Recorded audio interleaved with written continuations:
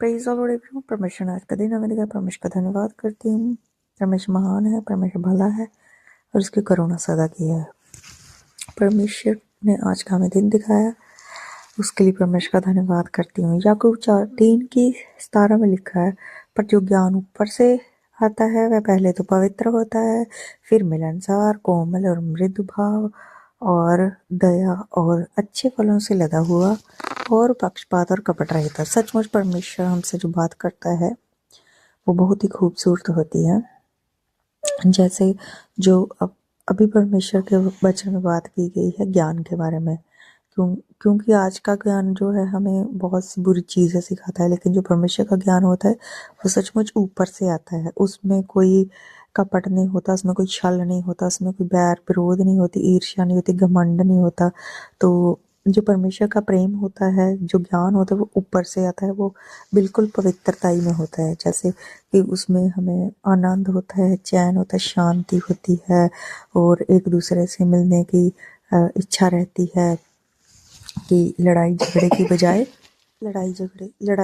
बजाय तो हमें एक दूसरे से मिलने की इच्छा हो जाती है। जैसे उसको कह देते हैं मिलनसार और नम्र होता है।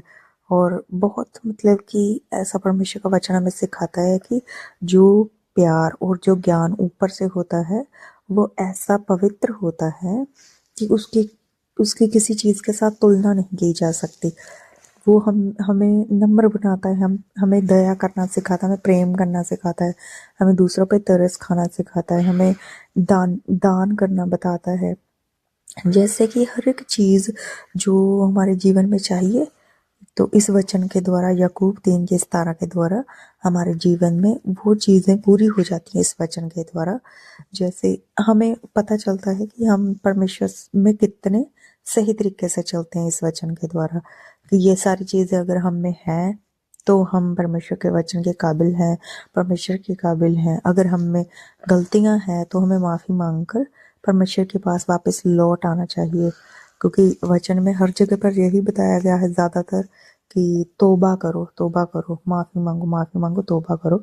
तो हमें क्या है, अगर हम में ये सारी चीज़ें नहीं हैं, कुछ कमियां हैं और गलतियां हैं, तो हमें माफ़ी मांगकर परमेश्वर के वचन के पास दोबारा आना है और अपने आप को पवित्रताई में लेकर चलना है। तो ये सारी चीज़ें जो हैं, ये सारे वरदान जो हैं, जो हमें ऊपर से मिलने चाहिए, हमारे अंदर खुद ब खुद आ जाते हैं। तो इसके लिए हमें पूरे दिल रूह जिस्म जान से सिर्फ और सिर्फ परमेश्वर के पीछे चलना है, इधर उधर नहीं ताकना है। और तो